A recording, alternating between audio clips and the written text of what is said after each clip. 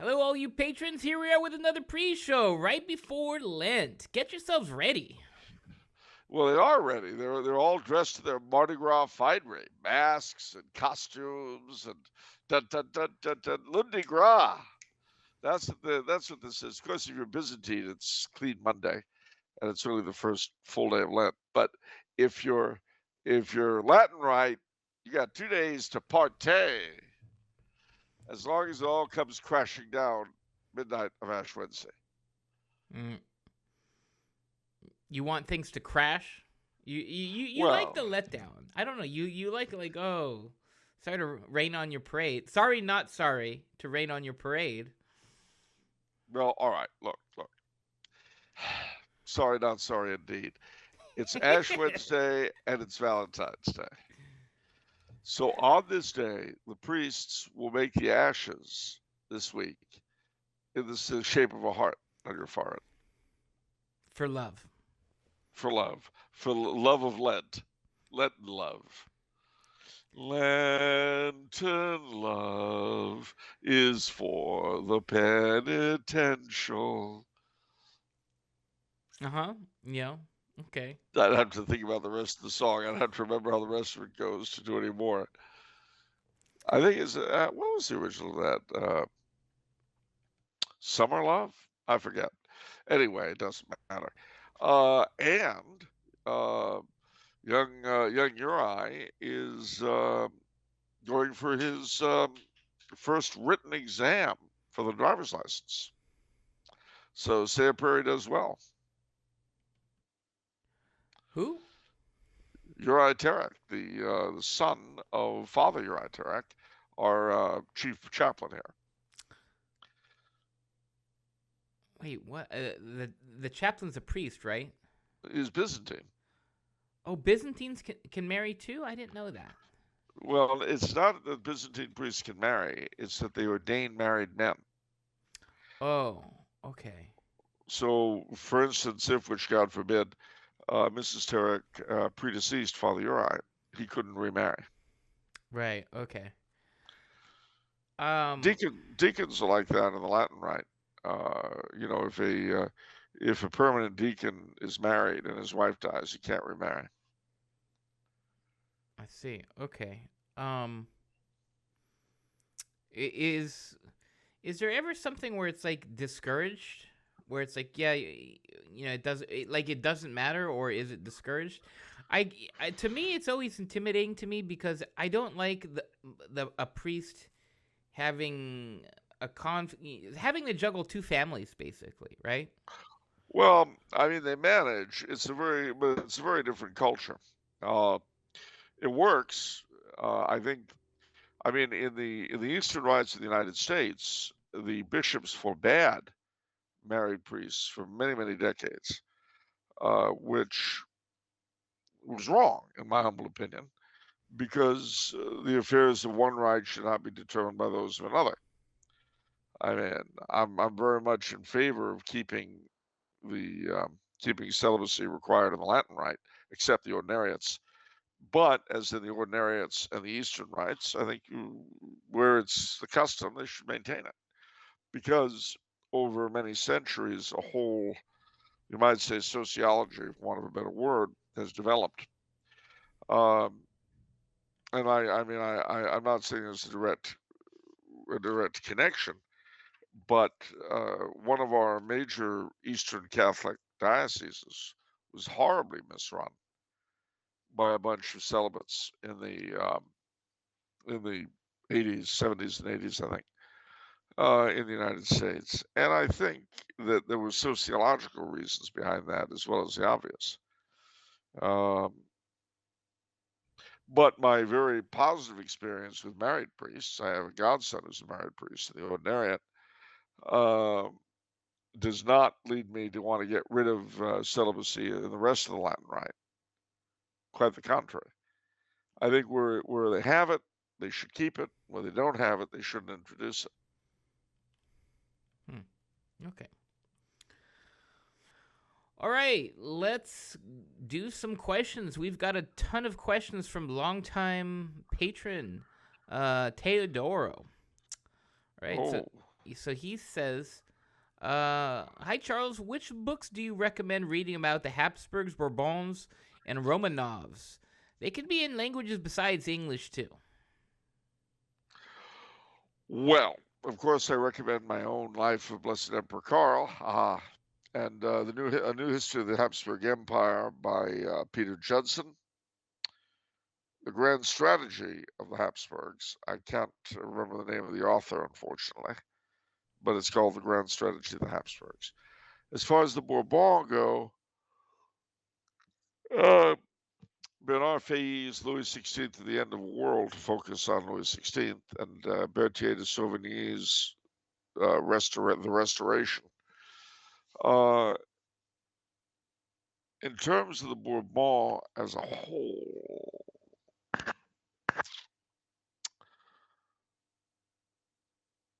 there's a book, I think it's called France is Seen Through Its Kings or something like that, mais en français. But I can't think of the actual name of it. But anyway, that's what I got for you. Just one, I asked this because we have it in the bookstore and it's caught my eye, so I'm just curious. A Heart for Europe by Joanna Bogle. How's that one? Very good. Yeah, that's yes, very good book. I know the Bogles. It's a good book. Yeah. So that's on the lives of Emperor Charles and Empress Zita of Austria. Yeah. Okay. It is okay. So another question from him. He says it is unfitting that the British Parliament change the laws of royal succession in favor of strict primogeniture. Women should rarely become monarchs. This is another sign of liberal egalitarian error regarding the different roles of the sexes. What are your thoughts on this? Well, I agree with you, but I think the whole notion of Parliament having control over dynastic affairs is wrong anyway. I think the Act of Supremacy of 1688, which put Parliament in charge of deciding who would be king, was wrong. I mean, that's what the whole Jacobite thing was fought about. I learned from Ryan Grant on the rundown a while back that James I and the other Stuarts were technically illegitimate according to English law, in that succession depended on the last will and testament of a previous monarch with the acknowledgement and approval of Parliament, if I understood correctly. Is this true? I'd not heard of that before. All I know is that since 1688 and the so-called Glorious Revolution, Parliament arrogated to itself the right to decide who would be king, but that's as far as it went, to my knowledge. All right. Random question. What's your biggest sort of pet peeve when it comes to the naming of historical events? Where the the Protestants are perhaps writing the naming events in a certain way, like the Glorious Revolution. Yeah, I mean, the Glorious Revolution should be called the Inglorious Invasion. The Protestant Reformation should be the Protestant Revolt. The Counter Reformation should be the Catholic Reformation. The American Revolution should be the first American Civil War. The 1861 to 65 event should be the Second Civil War.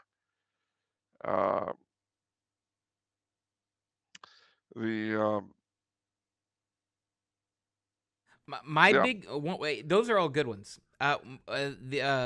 Just to supplement to that, my big pet peeve really is the Dark Ages. Oh yeah, well, I mean the Dark Ages are pretty bad. I just, especially countered with the Enlightenment, right? Yeah, I think the period since 1914 should be called the Dark Ages.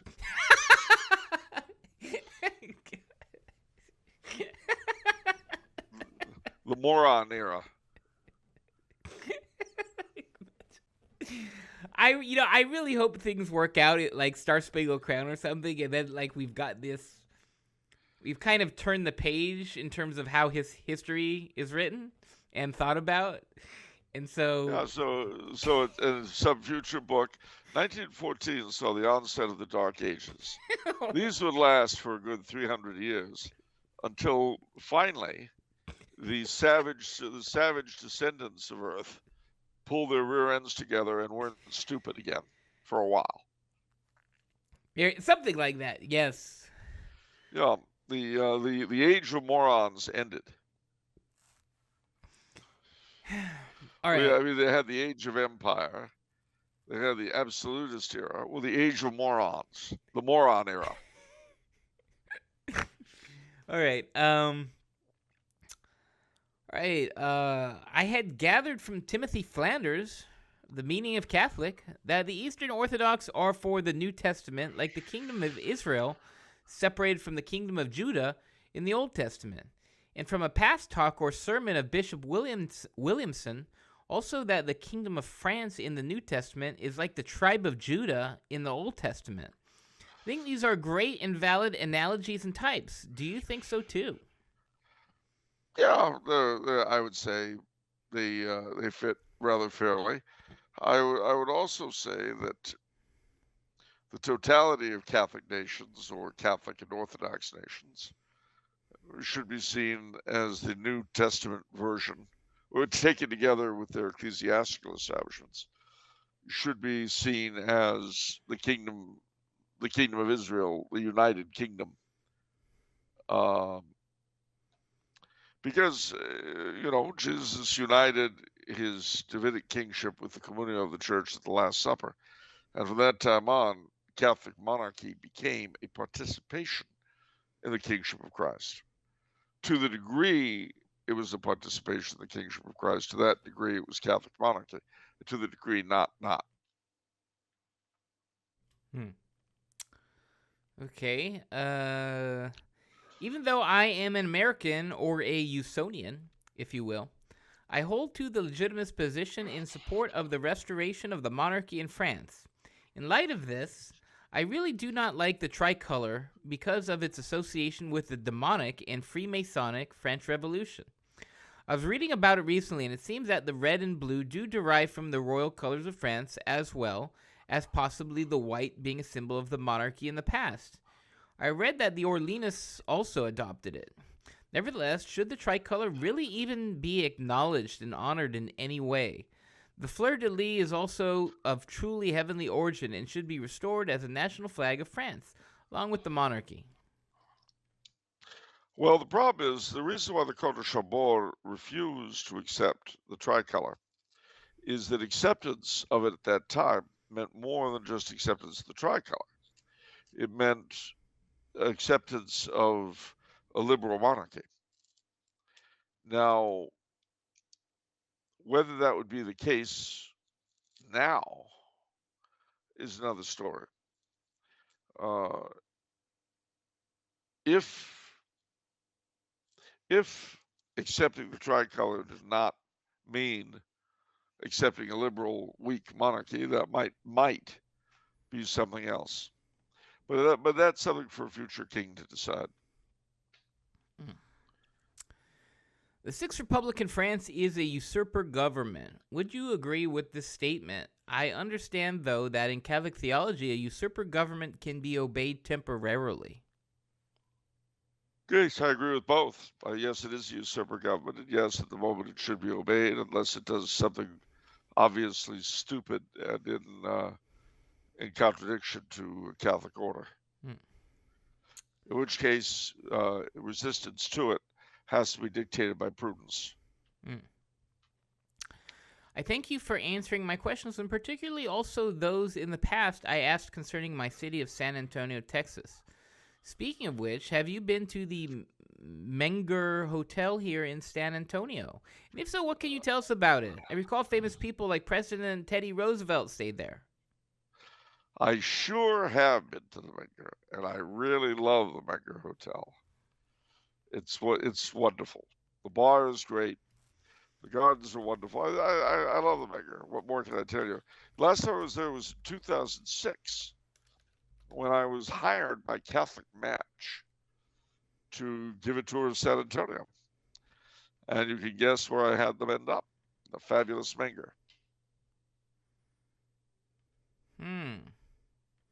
Yeah, I'm just You look looking at it. No, you look a little annoyed when you don't no, like Catholic match. I wasn't annoyed. I was confused as to the nature of the strategy there. I didn't understand it. What do you mean? So Catholic Match hired you to do a tour. Yes.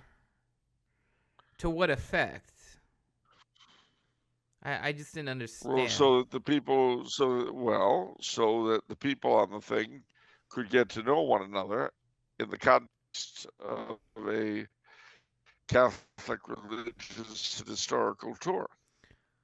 Oh, so it was actually people who were using Catholic Match, and you were like being a guide. Yeah. Oh, okay. I thought it was some sort of like advertisement or something, or part No, of no, no, branding or something like that. no, Okay, no, no, no. It was an excursion for Catholic match members. Uh, they got an authoritative tour of the San Antonio area, and they got to meet one another and decide, if they met someone who it would behoove them to get to know better. got you. Okay, that's cool.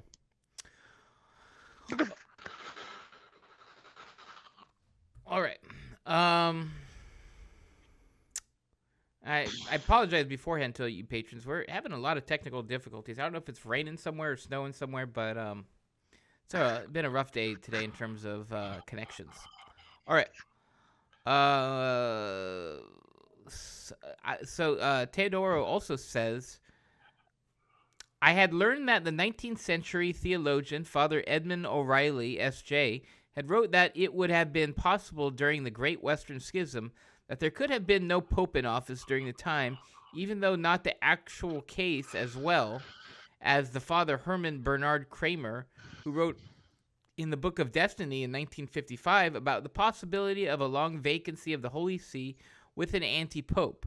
But those are only opinions, right? Yeah. Oh, they're opinions. It's not dogma. Okay. I had this ideal in mind about resolve for Kiev versus Moscow debate over ecclesiastical authority, even though it is wishful thinking. Moscow can be the patriarchal see, with Kiev being a suffragan exarchal see, both united to Rome, with the Patriarch of Moscow being a cardinal priest and the Exarch of Kiev being a cardinal bishop. This would create a kind of balance of power in the church. Both would have one honor above the other, or in different paradigms, and have equal voting rights in papal conclaves. Minsk in Belarus would also be an exarchal see under Moscow, with the Exarch of Minsk as cardinal deacon, also contributing to a balance of ecclesiastical power. What do you think? I think that logic rarely applies in these cases, and that I have a joke, and the joke is that we Catholics will tolerate any amount of heresy, but no schism. The Orthodox will tolerate any amount of schism, but no heresy. I don't know how you could get them to agree on anything at this point. I mean, with each other. Right. Um. What is so? One thing mentioned in this question is really interesting to me: the concept of cardinal bishop, cardinal priest, and then cardinal deacon. What's that all about? What is the role of what's going on with those distinctions? Well, remember that the Cardinals originally was simply the clergy of the city of Rome Right. and its environs. The cardinal bishops are the bishops of the dioceses around Rome. The Diocese of Rome, which is just the city, is surrounded by little dioceses, the so called suburbicarian sees. And these are the cardinal bishops. And then the major churches, the parish churches of Rome, head pastors, and these became cardinal priests. On top of that, sort of in with and under that, the city of Rome was divided into diaconal districts, each with a deacon who looked after the poor in that section. And this is the start of the cardinal deacons. So the cardinal deacons, the cardinal priests, each had a particular church they worked out of, their so-called title. Now, let's say you've got an Archbishop of LA, and they make him a cardinal. Well, they give him a titular church in Rome. We'll say St. Anastasia, which is Cardinal McIntyre's titular church.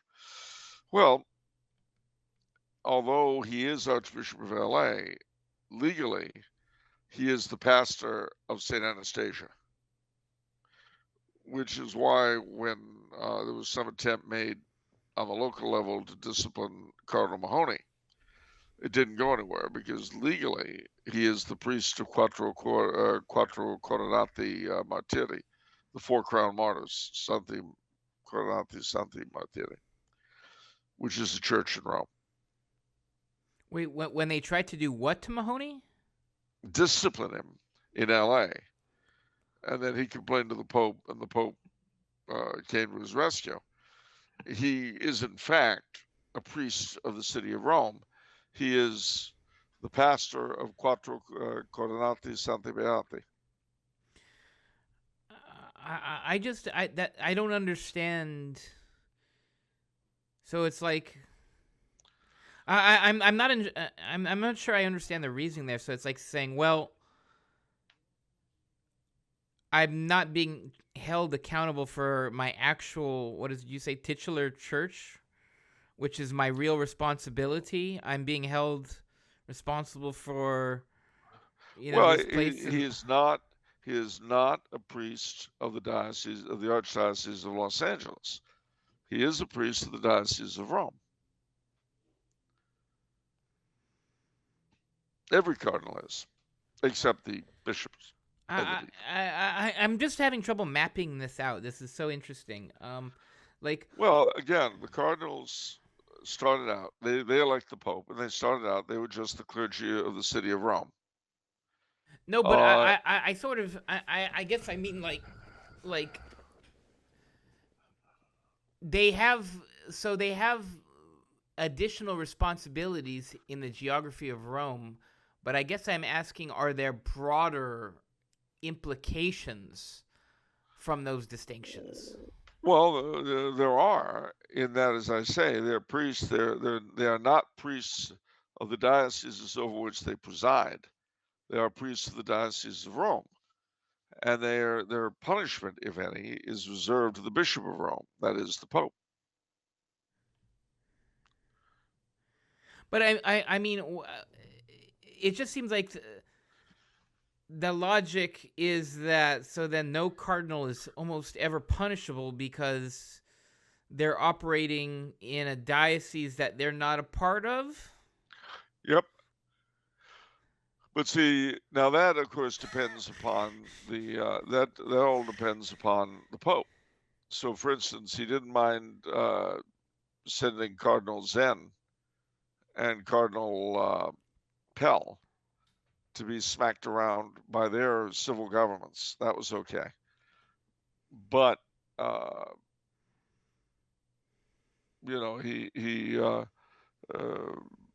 smacked around Archbishop Gomez for daring to discipline Cardinal Mahoney. So wait a minute. So that's really interesting. So that even has civil implications, not being a, so is that saying like the Pope, it sounds like what you just said is that the Pope can give a lifeline to a cardinal so that if he's under civil litigation and the Pope can say, oh, nope, he's with me because he's actually functioning in Italy, not. And he can bring him to Rome, yeah. Are you serious? Yeah, he's done that with a number of people. Not just cardinals, people under investigation for various crimes in other countries.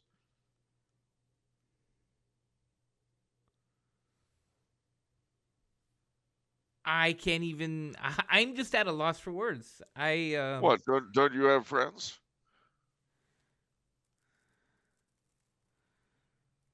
Don't you have cronies? What if you had a crony who committed a major felony somewhere? Wouldn't you want to be able to take him under your protection?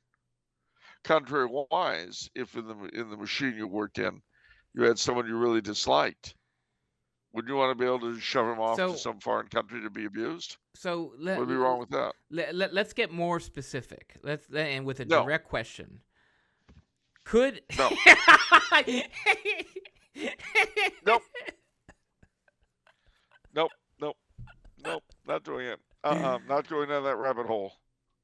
could so are you telling me that Pope Francis literally had, well, not literally had, but figuratively had a get out of jail free card and could have yanked Cardinal Pell and said, "No, no jail. He's over here now. You can't go after him." Yeah.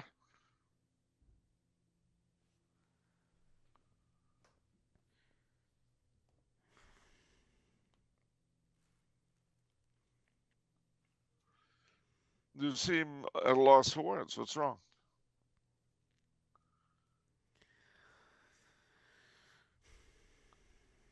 You know, Same with Cardinals. Same with Cardinals Zen. I think it's lucky the world doesn't know that dynamic, because if the world did know that dynamic, I think the Vatican would have had to issue some explanation or press release explaining why they didn't do that for Because he Cardinal felt Pell. like it. He felt like it. What more do you need? Look at the difference, okay?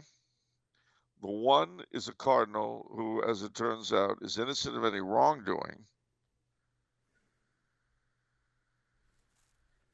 but he's not considered a reliable friend, by the way.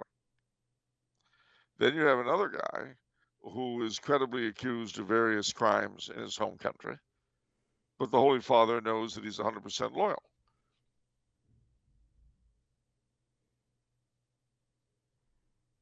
So he saves the one guy from prosecution and throws the other to the wolves. Get it? Well, What's wrong with that? I've been reading my What's wrong with Bible a that? lot. I've been reading my Bible a lot.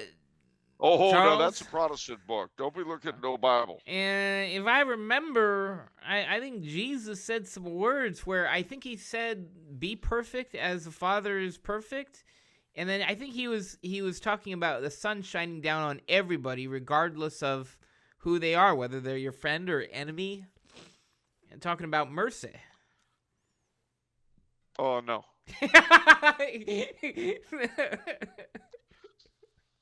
See, one of the things about this pontificate has been to escape from the personality cult that's developed around Jesus in the church. I mean, the Holy Father is no longer his vicar. He got rid of that title, didn't he? Did he? Wait, what? Yes. He got rid of the title of Vicar of Christ. That's embarrassing, being under some dead Jew. What title does he have now? Did he make up a title or what? What is he doing? No, he just got rid of that one. Let me see what he calls himself now. Let's see. Francis, Wikipedia.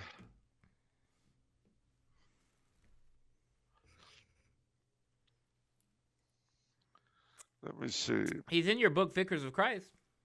I thought. Well, yeah. That's because he hadn't gotten rid of the title at that point. Let me see.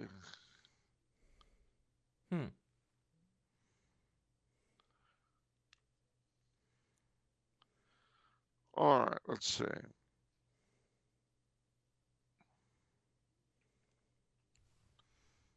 Yeah. Now, see, according to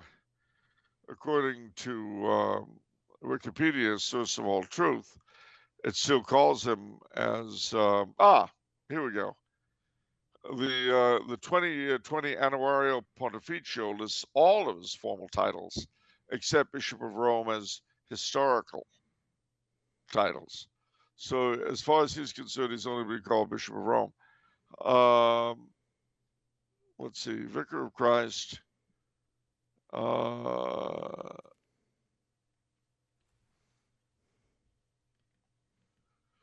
Yeah, since 1200, popes have consistently used this title, although Pope Francis recently moved this title to a different section of the 2021 Annuario Pontificio. I don't know what that means. Well, the Annuario Pontificio is the papal yearbook, and he got rid of the name Vicar of Christ as quote unquote an historical footnote.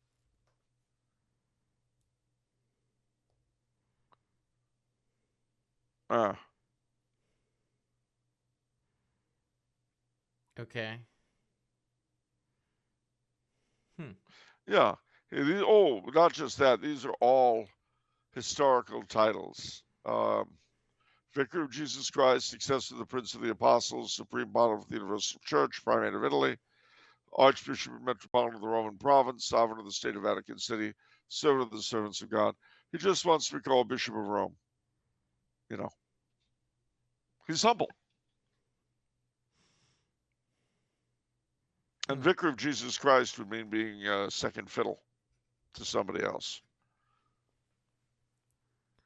some dead Jewish guy about whom this personality cult has grown up. To where, like, even though the guy's been dead for 2,000 years, we're supposed to run everything past him.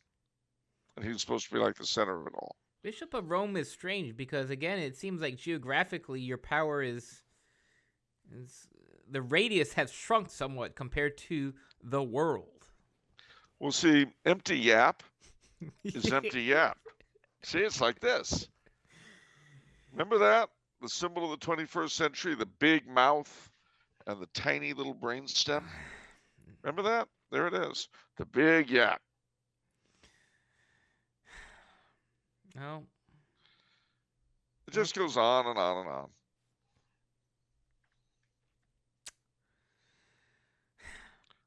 I don't even know what to say. We're at the end of the show. I got everybody. We're in this corner here. All right, guys, stay tuned for the full episode coming right at you. What? I don't understand. I've navigated us into this spot that I don't know how to get out of without being cringe.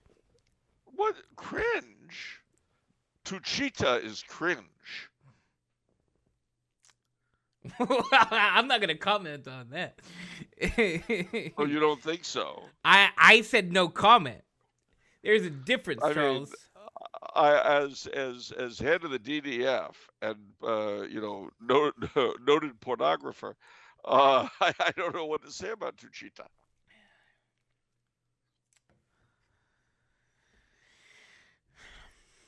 Okay. I'm not saying there's anything wrong with writing pornography. If it's good enough for the head of the DDF, why should it be considered wrong? But if it is wrong, why should the head of the DDF have written it?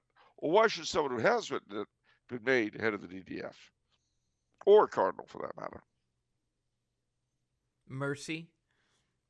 Ah, there you go. And humility. Let's not forget the two great things. Mercy, yeah, it's mercy. Okay. It's a job. It's a regular job. Can't get past that. I don't. I can just say words too, and kind of get them in the right realm, and so it's like, yeah, okay. Yeah, it's mercy. We'll sure. roll with that. Yeah. When the IRS forecloses on somebody and they take everything he's got, it's mercy. Now that's justice. That too. Well, that's actually it's true, mercy right? and Yeah, justice coming together. Yeah, you were explaining this to me. I thought that was so interesting, where God's mercy and justice sort of operate in this. Yeah, they're united. Same. Yeah. The same is true for the Holy Father and the IRS, or not. Okay. What? All right, Charles. Closing thoughts. I don't know. Get us out of here. I'm done. I'm closing up shop on the pre-show. Are you? You're throwing in the towel. I'm throwing in the towel. We're in danger territory. What danger? Danger, Will Robinson. Danger, danger. No, ladies and gentlemen, I'm sure the Holy Father can take a joke. The truly humble people always can. Okay. I don't like your smile. You don't like my smile? Your smile. I mean, like, yeah, you said those words, and I might have taken them a certain way had it not been for the subsequent smile, evil smile. What's wrong with smiling now? Remember, a smile is a frown turned upside down. I don't know. There's different types of smiles. There's sort of like, I guess on one end of the spectrum, there's sort of like the Heath Ledger Joker smile or Jack Nicholson Joker smile. That's right. Or jack-o'-lantern smile. Or jack-o'-lantern smile. And I don't know what's would be the other end. I don't know. Audrey Hepburn smile. There's a Coy smile. Mona Lisa smile. Mona Lisa smile, yeah. That's there right. You go. And the thing is, I'm glad you brought that up, though. Mona Lisa. Mona Lisa, men have named her. They have longed to know the secret of her smile. Does she smile to tempt a lover, Mona Lisa? Or is that her way to hide a broken heart? Is she warm? Is she real, Mona Lisa? Or just a cold and lonely, lovely work of art? I know that song. You know who made that famous? Some crooner? I don't know. Some crooner. Listen to you. Nat King Cole. He's not a... Is he a crooner? He's kind of older. He certainly sang. And he's saying well. Okay. He's dead now. I know he's dead, Charles. You do? Of course. He's an old-timer. Nat King Cole? Are you kidding me? How can he be an old-timer when I remember him from my childhood, huh? Okay, okay. Got you there, smart guy. I remember when he was alive and well and singing. I even remember his funeral. It was on TV. Okay. Okay.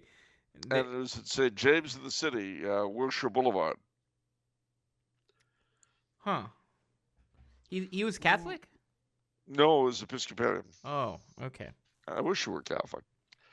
One of my favorite singers, Nat King Cole. Yeah. But they even composed a song about him. Oh yeah. About him. I mean, he sang a lot, but this one was after he died. They composed it in his honor. Okay. Nat King Cole was a merry old soul, and a merry old soul was he. And he called for his pipe, and he called for his bowl, and he called for his fiddlers three. Zoom, zoom, zoom, with the fiddlers, brave men are we. No? Did you adapt that? You adapted that from something. Did I? Old King Cole. Okay, got it. Old King Cole nursery rhyme. Oh. Nat King Cole was a very old soul. It's a Mother Goose. Okay. You try to trick me. And I succeeded. All right, that's it for the pre-show, everyone. Gotcha. We're out of here. It's full we'll episode. See you in the regular show. Not unstable.